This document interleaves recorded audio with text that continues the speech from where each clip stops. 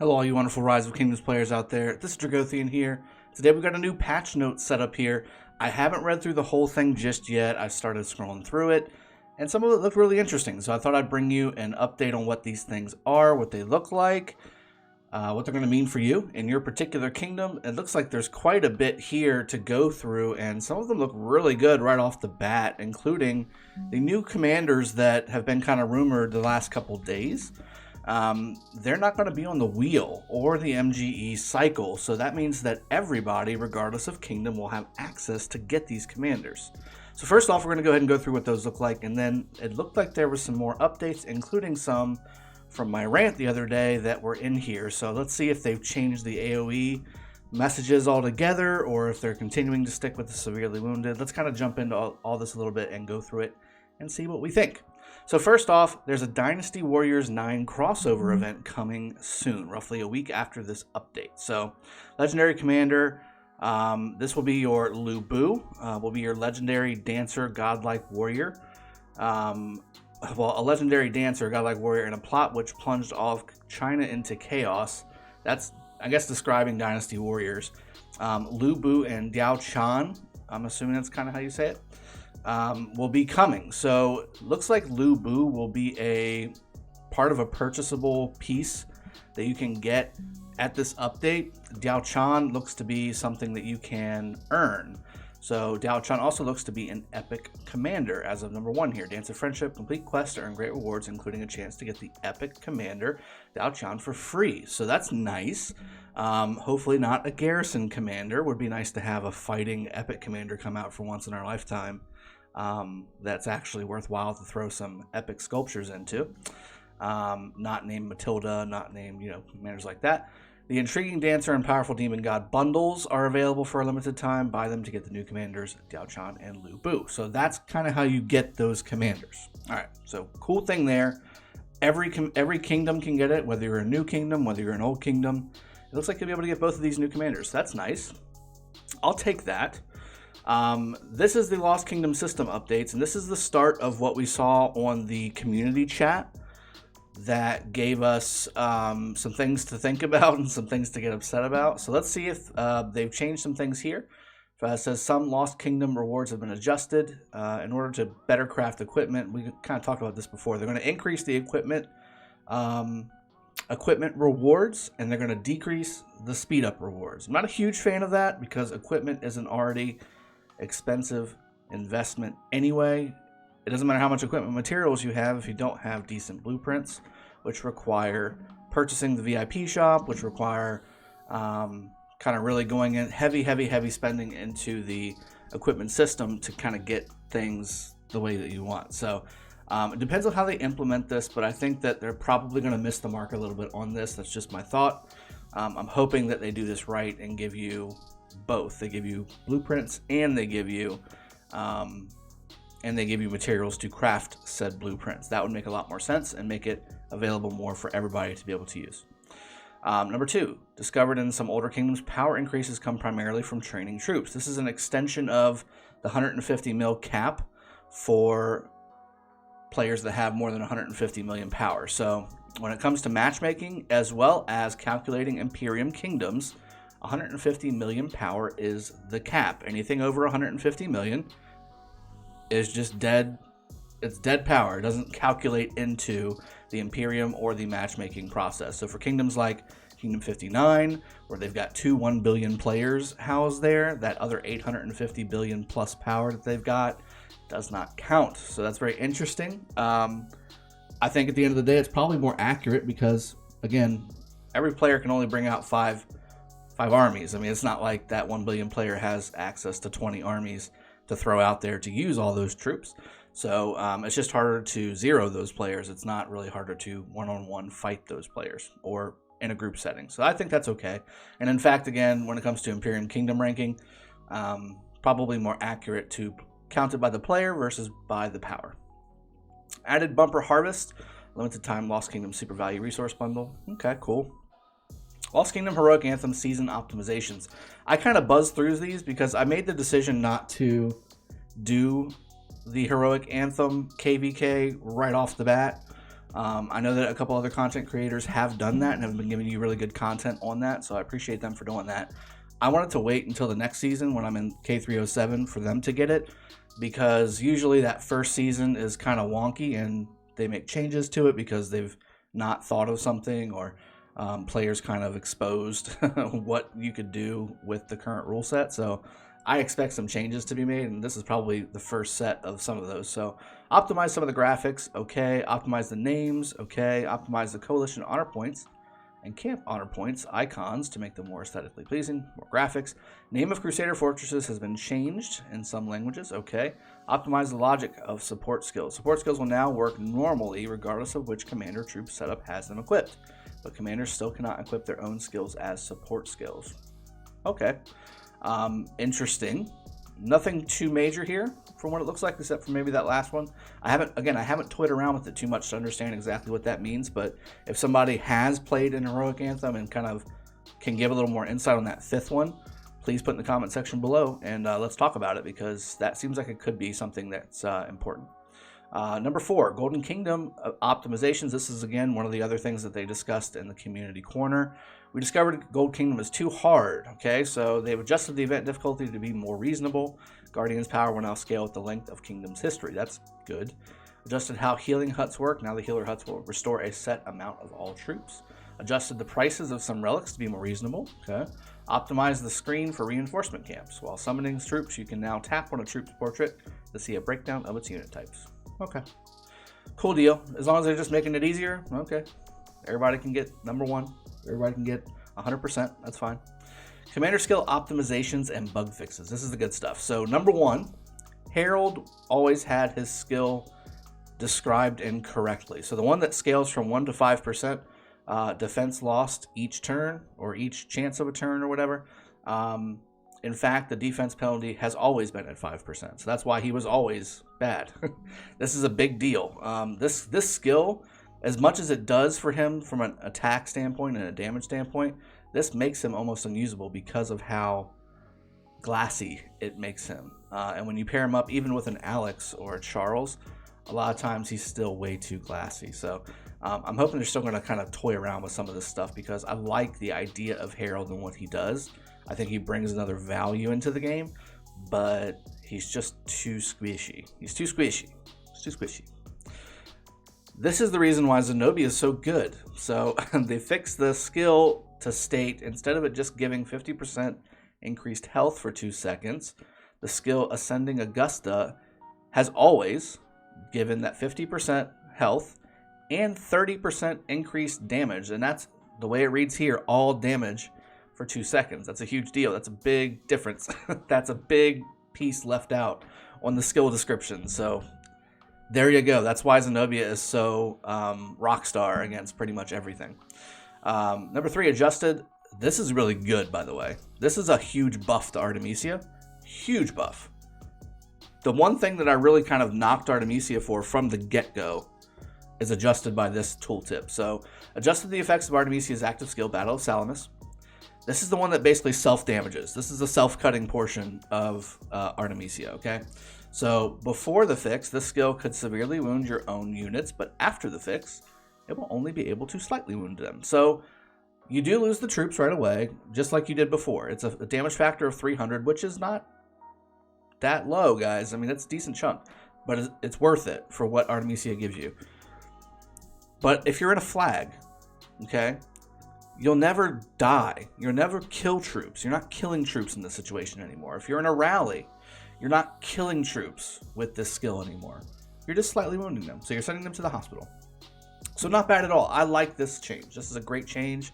It makes Artemisia, I mean, I kind of want to max her now. This is the one thing that kind of really held me back. I'm like, am I really going to kill my own troops to max this commander? Especially with the new garrison commanders out there that are kind of better, to be honest with you. But Artemisia has kind of carved herself a rollout in all phases of the game. I see her work very well in the open field. And I also see her work very, very well in a rally in different commander combinations. So very good change to Artemisia, and I think one that will make people want to max her more now because of how good she is.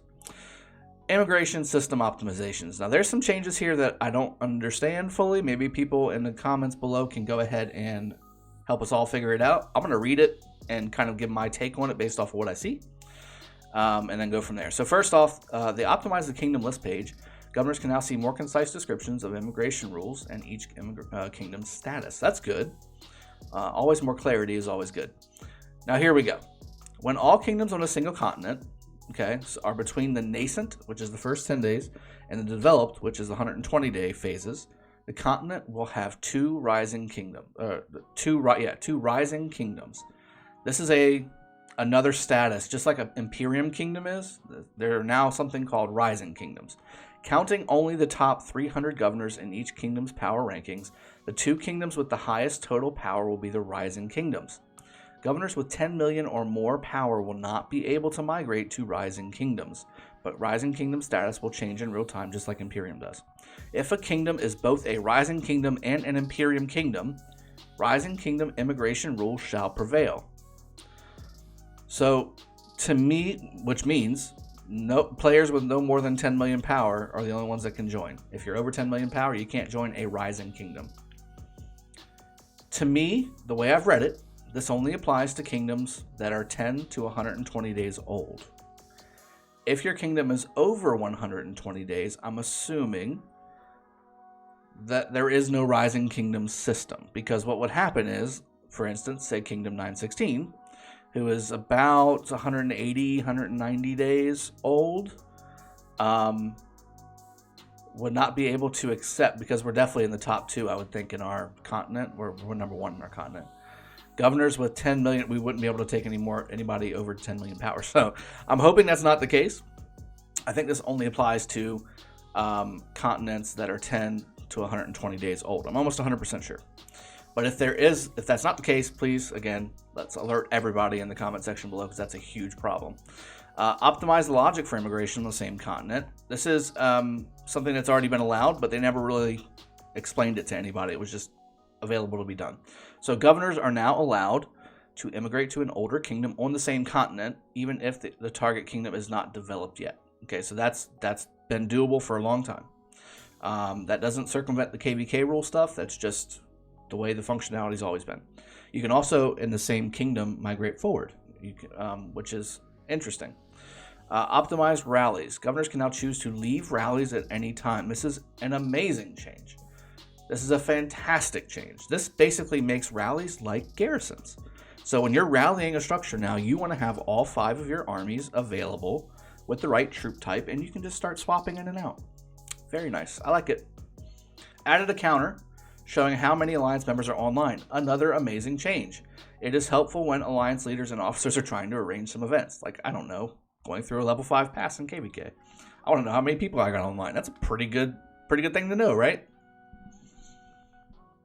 I love it. That's a great one. Number 2, check. Like it. Number 3, added 4 limited edition 7-day supplies, 1 for food, wood, stone, gold. You can purchase limit of 2 per resource type. Okay, cool. Let's see how many resources you get. I'll bring those to you on the channel. Number 4 kind of made me chuckle a little bit. So Osiris League Grand Finals are starting. The Grand Finals will be a best of 3 contest this season. So whoever makes it to the finals, which we'll know after this weekend who is going to be in the finals for each realm's Osiris League playoffs. Bets will open at corresponding times. Don't miss out. It will now be a best of 3. So the team who wins the Osiris League playoffs for both realms will need to win twice to win. It's not a full elimination knockout round like it has been the past 2 seasons. So something to think about. Also, for those of us like myself and Chiscool and Gecko that are casting these playoffs on the official Rise of Kingdoms channel, I would have loved to known this ahead of time. So whenever, we're casting the week prior and we're saying, okay, there's only 2 weeks left, guys, on on this event, we could have been a little more truthful, evidently, and said it's a best of 3 contest. It's new. It's exciting. Get ready for it. We could have pumped it up. Anyway, little internal stuff. Anyway, so now you get 3 extra weeks of playoffs. If you're in the playoffs, I'm not sure how you take this. If you're an enjoyer of watching high-level fighting content in the ARC system, you should love this. So understand where you're at and enjoy it, or don't know what you want to do with it. Number 5, reduce the level requirement for equipping the Forest Guardian set. Now commanders only need to reach level 30 to equip it. That's great because that helps the farmers, basically. Because that's a farming set of equipment, and you don't really want to have to level up commanders past 40, really is the norm with your gathering commanders, because it gives you all the gathering stuff that you need. But until then, it would be nice to use the equipment. Added 4 new accessories: Kerouac's War Drums, Seth's Call, Wind, Scars, and Ancient Stratagems. I haven't looked in game to see if these are in game to see what they do, but that's good. New accessories are always good. Reduce the amount of gold required to forge normal and advanced equipment. Okay, that's not bad. That's helping with the gold sink in the game. That's helpful. Added an alliance application sorting feature. The alliance leader and officers can now sort applications by time applied, power, or number of kills. Okay, I mean, that's pretty easy to do on our own. I like the time applied part, but the power and number thing, I mean, it takes 2 seconds to kind of breeze through that. But that's good. Anything to help out organizing an alliance in the kingdom, I will take. Alliance app notifications will now only be received by the alliance leader and officers. That's also helpful. If you're not one of those 2 things, you can't do anything with them anyway, so why are you going to pop up notifications on people's screens to show them something that they can't do anything about? Optimize the expedition system. Now when you exit an expedition, your troop arrangements will be saved. If your troop capacity or total units changes while you are away from the expedition, the system will automatically update your troops' configurations. Okay, that's nice. Pro tip here. This was actually going to be a video, but I'll just go ahead and pop it in here. Pro tip, and I got this told to me by a new migrant to the kingdom, so thank you to that person. You can set, in a new kingdom, you can set your older commanders using the expedition shop, or using the expedition system. So, if you're in Kingdom 916 and you brought over Attila, you can't use Attila. You can't even bring him out. You can't assign him to anything. But if you go in the expedition system, you can actually use him, because you're going to need him for ARC every week or every other week. You can set up your pairings in your presets by using the expedition system. So that's kind of cool. Number 10, after entering the battlefield in Soroli Crisis, you will be able to change roles before the battle starts. That's normal. At the same time, we have optimized the enmity list display for clarity. Okay. Number 11, adjusted the price of Kingdom's newspapers to 1,000 gold. So instead of spending 10 gems, it's 1,000 gold. I like that. That's a great change. Helpful to free-to-play, who really, I mean, if you stack it up and people buy those newspapers, that's 300? No. It's 10 gems a day times 30. Yeah, it's 300.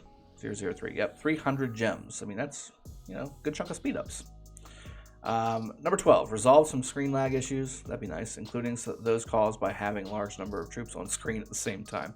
Welcome to my life. Okay, cool. So they've done some of that. I see nothing about an AoE change, guys. So maybe they ditched it altogether. I'll get some confirmation on that and leave you a pinned comment in the description below to check and see if they have completely ditched the AoE change, because I haven't seen it and it hasn't popped in the game yet, so not too bad. But overall, I like the patch. You're getting some new commanders. You're getting some changes that sound pretty positive to Kingdom organization. I wish they would bring back the Kingdom immigration mail for at least the king, so he knows who's coming into the friggin' kingdom. But other than that, I think we're all in good shape. I don't see anything negative, super negative at all. The changes to Artemisia are also very, very good too. So very nice. I like it. I hope you guys like it too. If you don't, you do, leave a comment in the section below and let me know what you think. I'll talk to you guys later. See you guys next time. Cheers. Have a good one. Take care.